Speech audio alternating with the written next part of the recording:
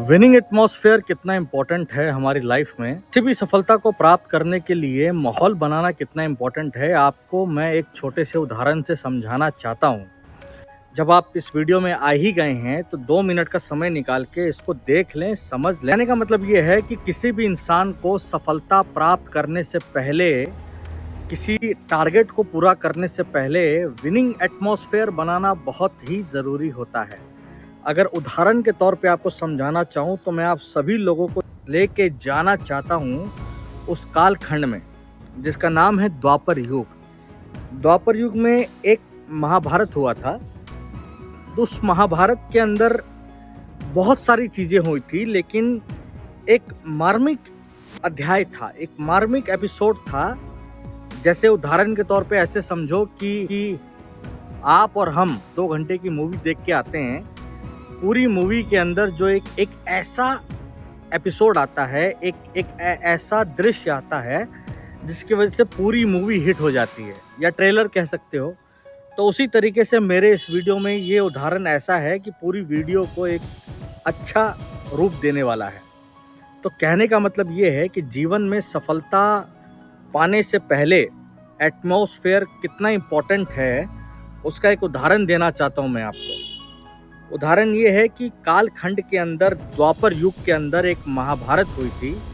उस पूरे महाभारत में बताने को तो बहुत कुछ है, लेकिन सीख लेने के लिए कि हमारी लाइफ में माहौल कितना इम्पोर्टेंट करता है, उसके लिए है अभिमन्यु वध। एक मार्मिक एपिसोड है अभिमन्यु वध।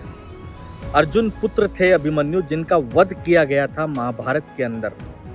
2 सेनाएं थी, एक पांडव की और एक कौरवों की। 18 अक्षौणी सेनाएं थी टोटल। 18 अक्षौणी सेनाओं में पांडव के पास 7 अक्षौणी सेनाएं थी और कौरव के पास 11। कौरव के पास ज्यादा थी, पांडव के पास कम थी। लेकिन पूरे वध के अंदर एक ऐसा आदमी था जिसने वध तो नहीं किया, लेकिन एक मेन विलन के रूप में सामने आया, जिसका नाम था Jayadratha.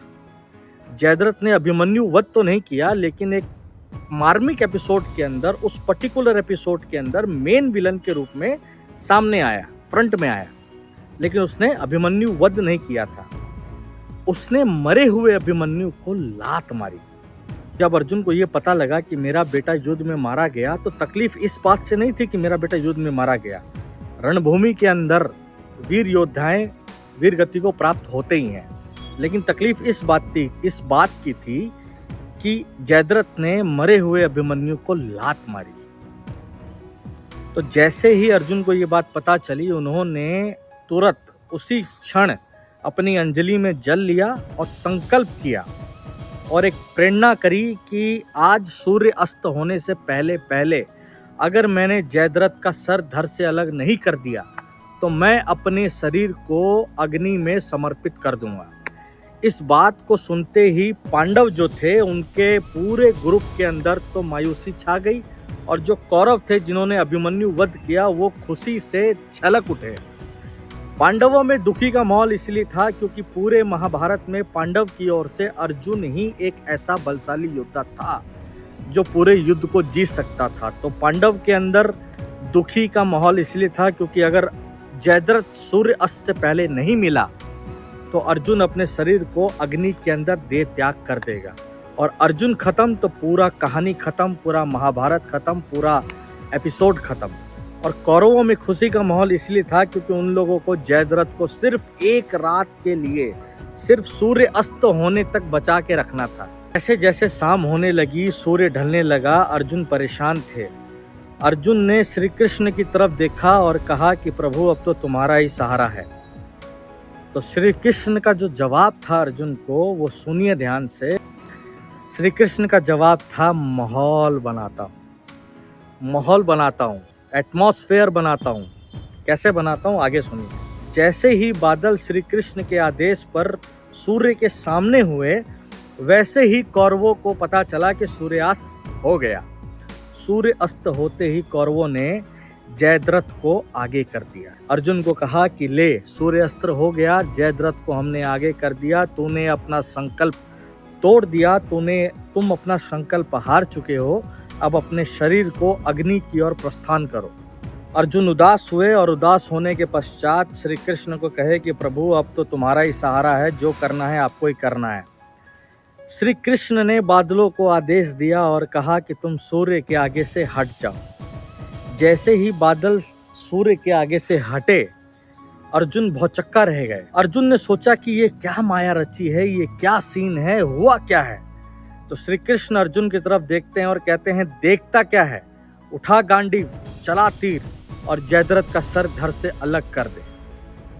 Moral of the story क्या है कि मैं आपको ये बताना चाहता हूँ कि सफलता पाने से पहले, आज आप किसी भी सफल इंसान को उठा के देख लो, किसी भी कार्यालय को उठा के देख लो जो आज सफलतापूर्वक चल रहा है, उसके पीछे एटमॉस्फेयर का बहुत बड़ा हाथ है। सफल होने के लिए, या यूं कह लें कि सफलता हमेशा माहौल बनाती है, माहौल मांगती है। हमारे जीवन में सफलता से पहले माहौल का बनना बहुत ज़रूरी है। अब मैं आपको इस पूरे कहानी से बताना क्या चाहता हूँ, समझाना क्या चाहता हूँ कि कोई भी इंसान जो पढ़ाई में कमज़ोर हो, मानसिक स्थिति से कमज़ोर हो, फाइनेंशियल कमज़ोर हो, या XYZ रीजन किसी भी तरीके से कमज़ोर हो, अगर उसको हम एक अच्छा माहौल दें, एक अच्छा एटमॉस्फेयर दें, एक अच्छा एनवायरनमेंट दें, एक विनिंग एटमॉस्फेयर दें, तो वो कमज़ोर इंसान सफलता को प्राप्त हो सकता है। किसी भी कार्य को करने से पहले माहौल बनाना बहुत इम्पोर्टेंट है। कई लोगों को लगता है कि सफलता यूं ही प्राप्त होती है, सफलता ऐसे प्राप्त नहीं होती। आज आप पैसा कमाना चाहते हैं, आप एजुकेशन लेना चाहते हैं, आप किसी चीज़ को टारगेट अचीव करना चाहते हैं, आप सेल्स अचीव करना चाहते हैं, आप XYZ कुछ भी करना चाहते हैं, उस कार्य को करने से पहले माहौल बनाएं। माहौल बनने से विनिंग एटमॉस्फेयर तक पहुंचना बहुत इम्पोर्टेंट है। अपने बच्चों को, अपनी बच्चियों को एक ऐसा एटमॉस्फेयर दें कि वो हमेशा विनिंग एटमॉस्फेयर के बारे में सोचे। 0 से लेकर के 100 किलोमीटर की दूरी भी तय करते हैं तो उसमें भी एटमॉस्फेयर इज़ वेरी इंपॉर्टेंट। अगर माहौल अच्छा नहीं होगा तो आप पहुंच नहीं पाएंगे। अगर आपको मेरी बात थोड़ी भी समझ में आई हो, थोड़ी भी पसंद आई हो, अच्छी लगी हो, तो प्लीज़ मेरे वीडियो को लाइक करें, सब्सक्राइब करें। सब्सक्राइब से मुझे बहुत ही शक्ति मिलती है, एक हिम्मत मिलती है कि मेरी वीडियो लोगों को पसंद आ रही है, और मुझे एक अलग ऊर्जा मिलती है, एक खुशी मिलती है, एक शक्ति मिलती है, जिससे मैं मोटिवेट होता हूँ इस प्रकार की वीडियो बनाने के लिए। मेरी लास्ट वीडियो में बहुत व्यूज़ आए हैं, लेकिन सब्सक्राइबर बहुत कम थे, लाइक बहुत कम थे। जिस तरीके के व्यूज़ थे, अगर उतने सब्सक्राइबर मिल जाते तो मैं और मोटिवेट होता।